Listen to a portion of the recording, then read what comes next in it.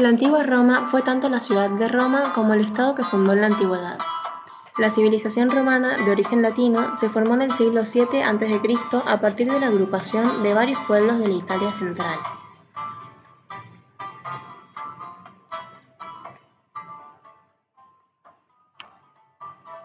Debido a la rivalidad política entre populares y los optimates y a la profunda desigualdad política y social que afectaba a los sectores populares en beneficio de las familias patricias, se produjeron guerras civiles y se conformaron triunviratos. En la Primera Guerra Civil, Sila venció a las tropas de Mario en la batalla de Porta Colina y se impuso la dictadura corneliana, consolidándose el poder aristocrático patricio. Tras la muerte de Sila, se conformó el primer triunvirato cuyo objetivo era el control absoluto del Estado. Julio César se hizo nombrar gobernador de la Galia, de la que los romanos poseían solo una parte, por lo que se propuso conquistarla por completo. Tras derrotar al líder galo en la batalla de Alesia en el 52 a.C., logró el control absoluto de la región. Esta campaña le valió obtener la gloria y la riqueza necesaria para llegar al poder en Roma. En la Segunda Guerra Civil, tras la muerte de Craso, Pompeyo se proclama cónsul sine collega, provocando la reacción de César de reclamar sus derechos. Pompeyo es ejecutado en Egipto por orden del faraón y César toma el poder del faraón y encumbra a Cleopatra al trono de Egipto. Al retornar a Roma, Julio César es proclamado dictador perpetuo por el Senado y promulga leyes destinadas a fomentar el desarrollo económico y el embellecimiento de Roma. Tras el asesinato de Julio César en el 44 a.C., se conformó un segundo triunvirato. En la Tercera Guerra Civil, Marco Antonio organizó un gran ejército con el que dispuso combatir a Octavio, pero fue derrotado en el combate de Accio en el 31 a.C. Luego de su victoria sobre Marco Antonio, Octavio quedó como cónsul único e intentó agrupar en torno a su persona a todas las fuerzas vivas para darle al imperio un orden pacífico permanente.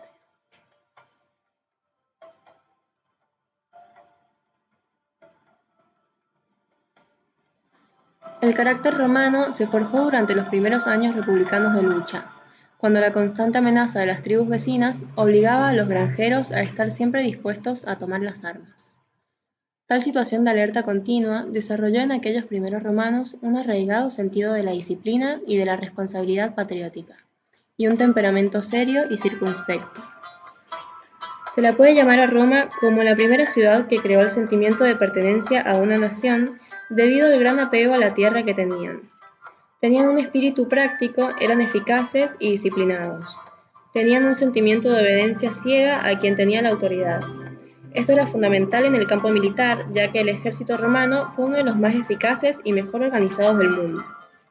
Se consideraban hombres de valor y fieles, ya que cumplían con la palabra dada. Esto tenía validez en todos los aspectos de la vida. Tenían una tendencia a la superstición. Las costumbres de los antepasados eran normas no escritas que debían ser cumplidas y respetadas. Cumplían con los deberes para con los dioses, la patria y la familia. En conclusión, se puede decir que los romanos tenían un gran apego a sus antepasados, creían todo lo que ellos habían dicho y por lo tanto seguían sus pasos en cuanto a pensamiento y forma.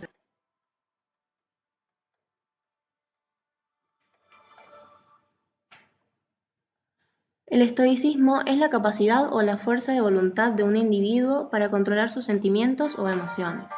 Alguien estoico, por lo tanto, se mantiene firme ante la adversidad. Para los estoicos, el universo es una unidad armónica que puede ser explicada y comprendida, porque es una estructura organizada de la que el hombre forma parte. La concepción estoica considera que el sabio ideal es un ciudadano del mundo. La visión cosmopolita le lleva a defender la igualdad en dignidad de todos los seres humanos y la solidaridad entre ellos. Pero la comprensión no serviría de nada si todo esto no se llevara a la práctica. La doctrina estoica aspira a forjar el carácter del hombre civilizado. Es apta para la vida en la ciudad y no excluye el contacto con lo espiritual, que es lo que le da origen al hombre virtuoso. Los estoicos pretendían convertir a los demás con el peso de sus razonamientos, pero sobre todo con la fuerza de su ejemplo.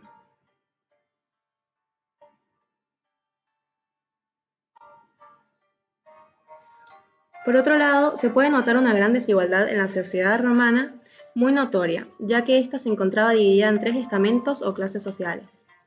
Estas eran los patricios, los plebeyos y los esclavos. En primer lugar se encontraban situados los patricios y grandes propietarios terratenientes.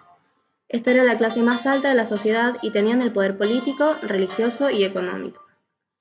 Luego se encontraban los plebeyos, que eran los funcionarios de ciudades, campesinos, comerciantes y artesanos. Y por último se encontraban los esclavos, que eran un grupo muy numeroso y no tenían derechos y eran posesión de sus amos.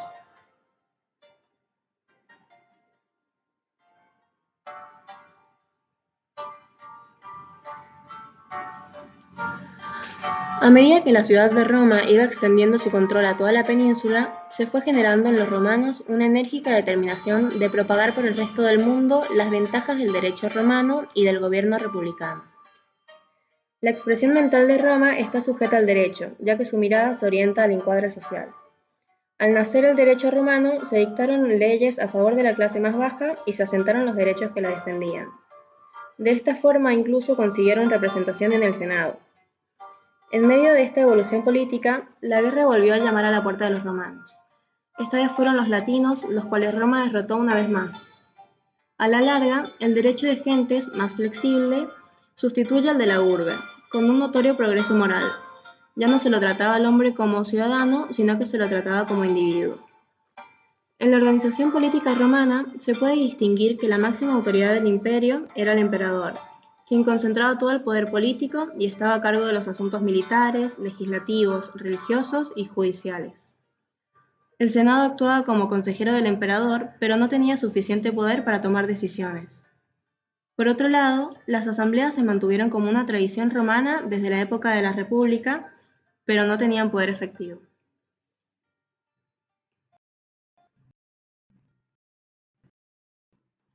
Durante los primeros 5 siglos, desde que apareció el cristianismo por la conquista romana hasta la invasión de los bárbaros, surge un estilo de arte que fue como una evolución del arte romano, siendo esta religión cristiana la que le da un nuevo espíritu, renovando el arte y cargándolo de símbolos. Esto surge lentamente desde finales del siglo II hasta el 313, cuando el cristianismo era perseguido. Nace como una respuesta a la necesidad de tener edificaciones adecuadas para los cultos de la religión cristiana dentro de una etapa de clandestinidad, debido a las persecuciones que sufrían los que practicaban esta religión.